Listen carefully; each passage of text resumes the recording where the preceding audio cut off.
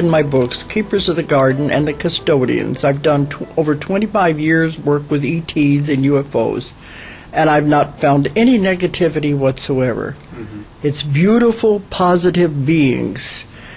What I've discovered in those, they're the ones that created the human beings on Earth. Mm-hmm. It goes all the way back to the beginning of the world. And I've had clients who went back there at those times when the world was being created, when the Earth was volcanic eruptions and lava and all the ammonia in the air. They went back to those times to where their job was to help clean the air out and to stabilize the Earth, because you had to do that before you could have any life here.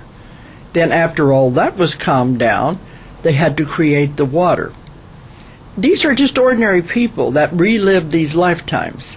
So you can see, if you'd had a life where you helped create a planet, if you helped create water, give life to a planet, you don't think you can create your life now?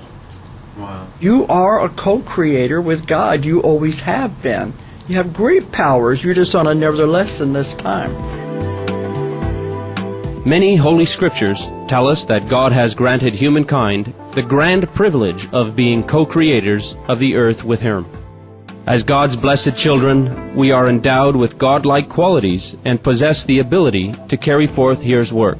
Therefore, we are stewards in His Garden of Eden, caretakers of His house, and the custodians of His land. With these powers in our hands, we have the ability to heal our planet. So they were there when the water was created. First you had to have plants before you could have life. So they're the ones that created the life. They brought single-celled organisms to the planet. Now, people say, where is God in all of this? He's very much there, because God is the one who told them where to go. Mm-hmm. And many of them, this is their job, to go all over the universe, finding planets that have developed to the point they can have life. Earth got to that point that it could cool down enough that we could have life. They have histories of all the planets in the councils. There's councils over everything. And so when a planet reaches that point, it is given its life charter.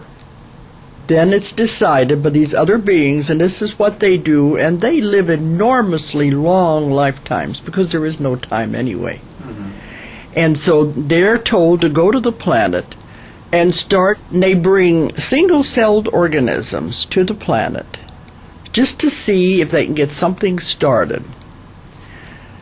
And it depends on the primeval soup of the planet, the chemicals in the air, the soil, what is going to develop. They never know. The single-celled organisms begin to clump together to make multi-celled organisms and develop life of some kind. You would be surprised what you could have looked like. It all depends on the development. Where do these cells come from? They collect them from everywhere, and they just see what is going to grow and combine together. And it will begin to develop into plants, into animals, life of some sort. You can imagine how long this would have taken. So I've had people go back to lifetimes when they were the seeders, trying to spread life to get it going.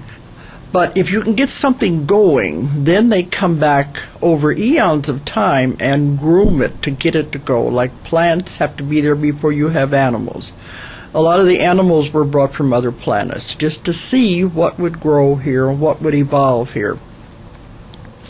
So they said, give this beautiful planet a being with intelligence and free will, and see what he does with it. This is one of the most difficult, challenging planets to live on. So to come here, you have to be a master manifester, even be allowed to step foot on this planet. Because it's so hard, the lessons are so hard. And then when you come, of course, all the memories erased. You forget the rules. You forget why you're here. As the animals began to develop, they picked the monkey to manipulate the genes in order to create people, because It had a big brain capacity, and it also had hands. You've got to have hands if you're going to create tools. You know, we are about 98% compatible genetically with the ape.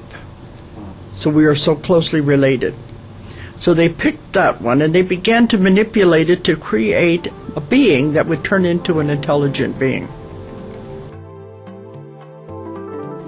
In the American television science fiction series Star Trek, the protagonist, the captain of a spaceship that visits different planets, was bound by the Prime Directive set by a United Nations-type organization called the United Federation of Planets.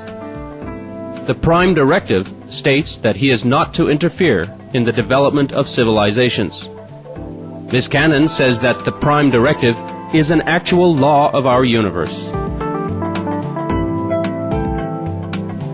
Now, there was one other rule that was definite in this.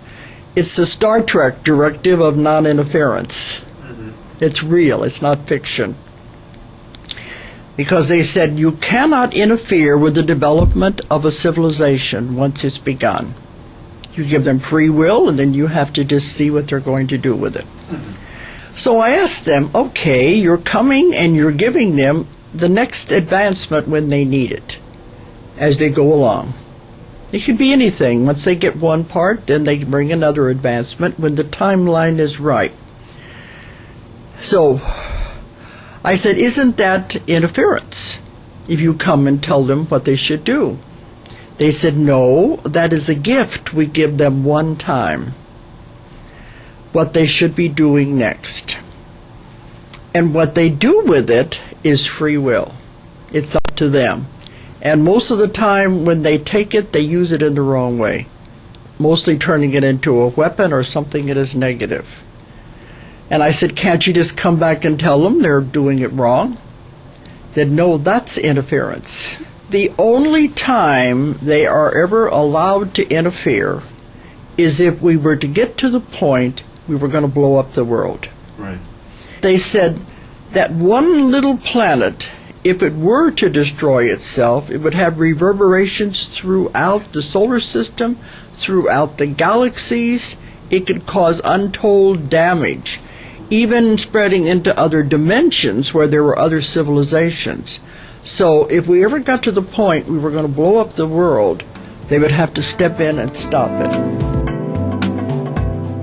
Given the Prime Directive, it would appear the universe is unable to aid humanity except under the most dire of circumstances.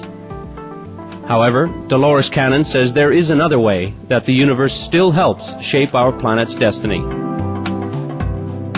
They said we can't interfere from the outside, but maybe we can influence from the inside. The people on earth can't do it. They're caught on the wheel of karma, going round and round. We need pure souls who have never been on earth before, who have never been caught up in the wheel of karma. So the call went out for the volunteers. Who wants to come and help Earth? Earth is in trouble. These are pure souls who have not been contaminated by Earth. One of the rules is when you come in, you forget. We're the only planet where we forget our contracts, we forget our association with God, and we have to stumble back and discover it all over again. It's a very challenging planet. They have volunteered to come to Earth to help Earth. Of course, when you get here, you have no memory, it's erased, and they think, what in the world am I doing here? They don't understand these people. I found 3 waves of volunteers. Some people will go back to planets where they've, in other lives, where other dimensions, never been on Earth before. Other ones go back to God, or what they call the source, and have never, ever left the source, never been in a body at all. Now, the 3rd wave are the children. And many of them now are in their early teens. They're the hope of the world. They are coming in with all of the DNA has already been changed. They are here to do their purpose. Of course, they don't know it consciously.